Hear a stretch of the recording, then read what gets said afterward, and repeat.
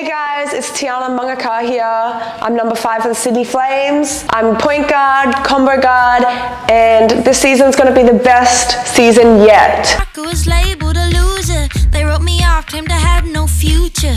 But I proved them wrong, don't wanna make up. Covered in scars, but I'm still smiling.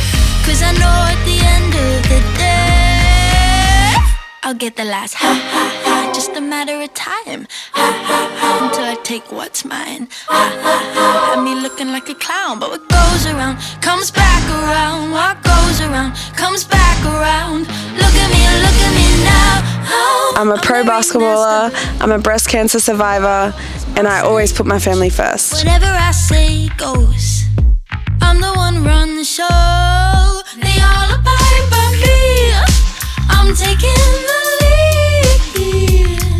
Cause I'm the ringmaster, I'm the ringmaster, I'm the ringmaster, babe. So coming through the ranks, you're one of the country's top rising talents, seeing you join Syracuse in the US, and then you're also named in the Opal's pre-Olympic squad before the 2020 Olympics. But in 2019, your career was sort of derailed temporarily because you were diagnosed with breast cancer. Talk us through, I guess, that whole process of you finding out and then how you dealt with that all. Yeah, so 2019, I was just in the shower and I found a lump on my breast. I didn't think anything of it because I was like, I don't know, just, I'm never really sick, so I told my mum about it. My mum was like, you need to go to the doctor. So I went and she was like, oh, you're so young, come back in a month. So then I was like, okay. And then a month went by and mum was on me. Mum was like, you need to go back, because I'm really chill. I don't know, I'm like, no, it'll be fine. And then I go back a month and a bit later, and then that's when the nurse starts kind of freaking out, and she's like, we need to get scans and ultrasounds and everything, biopsies. So it had grown in that time? Sorry? It had grown in that month's time? It had grown, yeah. It had grown. I wasn't I didn't feel sick at all. I didn't feel lethargic. I felt like I was the fittest I'd ever been. So it was really weird for me. And then after all the scans and stuff, I got a phone call, it was a Tuesday morning, and then the doctor had just explained, I have, it's called invasive carcinoma. And so I was like, what's that? Obviously I didn't really know the medical terms. And then, I guess when he told me, I was just really shocked and scared, and I didn't know what to think. But I would say just having the support of my family there with me and my coaching staff at Syracuse, they helped me so much through it. So then it was, how far? Was it stage 3? Yeah, so it was stage 2, grade 3. Yeah. So the doctor was really breast cancer's one of the most curable cancers. So, it was a really positive journey, as much as it was crap and really difficult and hard. The process through chemo and through my surgeries, it was really positive. The tumour was shrinking, and then the surgeries went well. So as much as it sucked and was really down, I was really down, it was things were working out. How do you deal with that being so young? Yeah, I would say literally my family. I could not have gotten through it without them with me. And I'm a really open person. I talk about things. I'm not very closed. I think talking about it helped me get through it a lot more.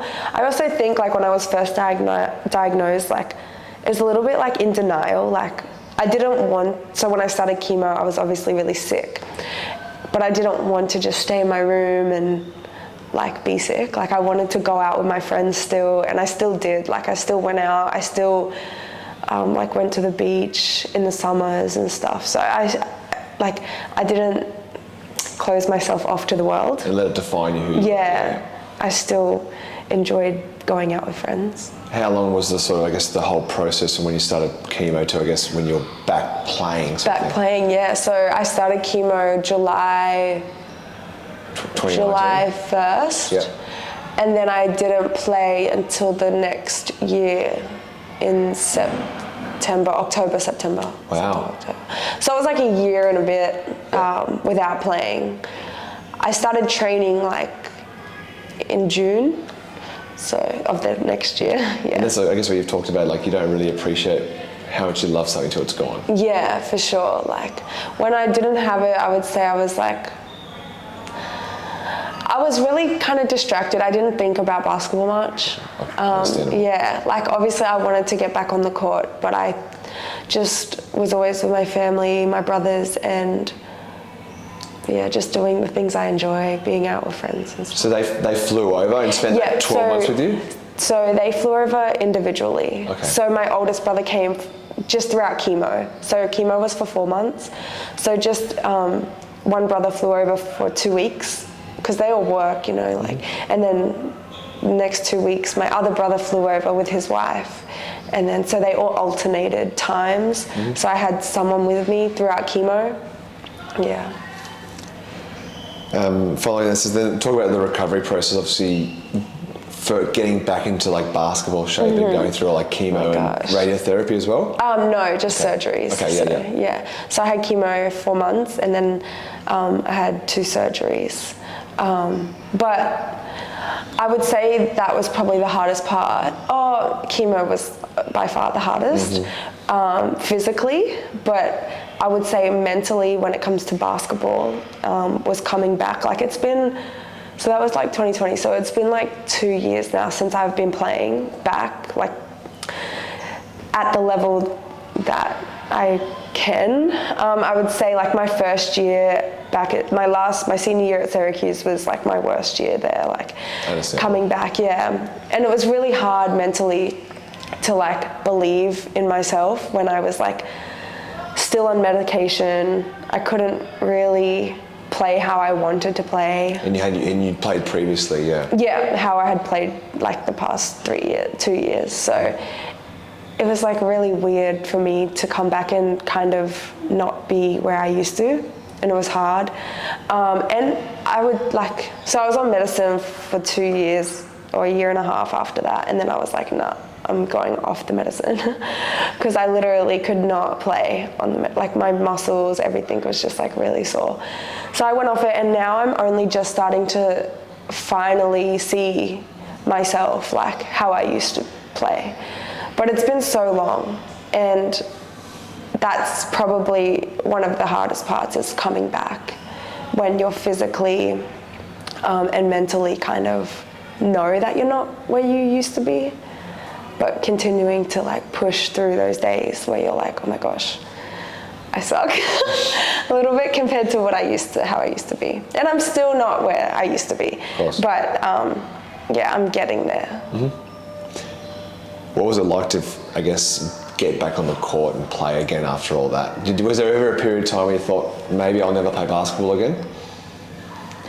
Yes, I would say when I was first diagnosed, before speaking to the doctor and everything. But yeah, when I went in to speak to the oncologist, he was like, it's really curable. Like, he was really positive with me, and he was like, you'll be able to play again, but not that season, that 2019-2020 season. So your junior season just wiped? Yeah, junior year was gone. And then, so it was really positive, you know, he was really nice, and he like was really honest, and I knew that I would be able to play again. I honestly did not think that I would come back and be as not good. Like, I was really not good. Like, and that's like so hard to like mentally process. Absolutely, your career is just going like this, and it's just completely just gone. Yeah, and it's like down. Yeah. You know, like before I was diagnosed, I was in like all the mock drafts, like top 10 to get drafted. And then after my senior year, like I was like a no one, a nobody. And so it's like your world just changes. You mentioned obviously the support of your family, and you sort of touched on like the Syracuse obviously community helped you a lot there as well. Yeah. So I was pretty much receiving like flowers or mail, cards, like from randoms, like that I didn't even know, just like letting me know that they're thinking of me. And my coaches, like, just, you know, constantly checking in on me, telling me like, you know, when I come back, you know, they'll train me, they'll work me out, and just really being there for me, honestly. Someone to call when so there was like a gap during chemo where like none of my family could come. It was like a 3-week gap, and yeah, just like my coaches were always there for me, so. Unreal. Like I said, after Syracuse, you sort of touched on that WNBA mock drafts. You had a bit of a training camp with Phoenix as well. How was that? Yeah, it was so good. Honestly, like I loved it. I thought I did really well. Like I did so good, and I was just so grateful for the opportunity. Obviously, because I knew like I wasn't where I used to be. So just having that opportunity to be there, surrounded by pros, surrounded by like, you know, hoopers, ballers, goats, was awesome. And they were so nice to me, and I just really loved that experience, and it was one of the best basketball experiences that I've had, for sure. That little taste, is that something you aspire to get back to one day? Yeah, definitely. It is, like, I would love to be in WNBA, but, you know, we'll see, I guess, yeah. From there you went to Russia. I guess talk us through how was playing with Dynamo over there. Yeah, it was good. The competition was really good. I played against Brittany Griner and heaps of other WNBA players, Arike. It was really competitive. It was just really hard, you know, like no one speaks English. You have a driver that drives you around. It snows, like it was snowing basically the whole time that I was there. But it's a beautiful city, honestly, like it's beautiful. Moscow, I went to Red Square a lot. Yeah, it was awesome, but there's like pros and cons, you know. It's difficult to be away from family, friends, but it was a really good experience. Absolutely. Then I guess, so you touched on, I guess shame was a big part of you sort of coming back to the Flames. Was the NBL always something you wanted to come back to? Yeah, it's always been like, I guess, I don't know, it's been always in the back of my mind, like, oh, maybe I'll play WNBL, but when I went to college, it kind of opened more doors for me, which is why I wanted to go overseas for the next couple of years. But yeah, I don't know. When Shane spoke to me, it just felt right. Yeah. So I guess we're in week 2 now, pre-season. How have you sort of found it all being here with the Flames? Yeah, it's been really fun. It's been hard, like just trainings and stuff, which is normal. But it's been really good. I've actually improved. I can already see my improvement from when I first came to now, just with like lifting and weights and yeah, no, it's been really good actually. How have you settled into Sydney? You've been here a couple of weeks now. Yeah, it's okay. Oh my gosh, the traffic is insane, and yeah, it's okay. Apart from the traffic, it's all right? Yeah, it's pretty cold though to like... You're used to the Brizzy weather. I don't know, yeah. I miss it. You'll be right in summer, You sort of touched on that you sort of have already made plenty of progress yourself. It's still about a month to the season starts. What are some parts of your game that I guess Shane and the coaches and yourself want to improve between now and then? Yeah, I would say just like when I don't have the ball, like moving off the ball, and being in that defensive stance, like constant, like pressure up the floor, 24/7. So yeah, just like really my defensive pressure. We've got a pretty good squad here so far. The imports are getting here this week. What are some team and personal goals for you in WNBL 23? Yeah, obviously team goals to win a championship, which is very doable. I'm super confident in this team, and I think we all are confident in each other. Personally, I just, you know, I don't think that, because I haven't played in WNBL for a long time, I guess I haven't really played like in Australian basketball like for a bit either. So just to kind of as much play a role on this team and do whatever the team needs me to do to win. as well as like improving my game and being able to knock down shots. Yeah, just being the best, honestly, like teammate and player that we need. You say you haven't played Australia, but you've just come off a NBL1 North MVP season. Oh yeah, NBL1. I know. Yeah. Did that give you obviously confidence that you can succeed straight away in this? Yeah, for sure. Obviously, it's like it's a very different kind of level, but like coming, I guess it did boost my confidence, especially from like everything I'd been through. You know, it was like, because it was such a trek to get back to even performing well at that level. So I think, you know, from performing well there at NBL1, coming down here, I have a lot more confidence in myself. And which teammates, obviously you play with Shyla up there, you play with Shyla here. Yeah. Which teammates have sort of impressed you through the pre-season so far? You know, Jada, like our DP, like she is like killing, like blocking people. She's been doing so well, so she's impressed me a lot. When I make up covered in blood, but I'm still breathing, 'cause I know at the end of the day I'll get the last ha ha ha, just a matter of time.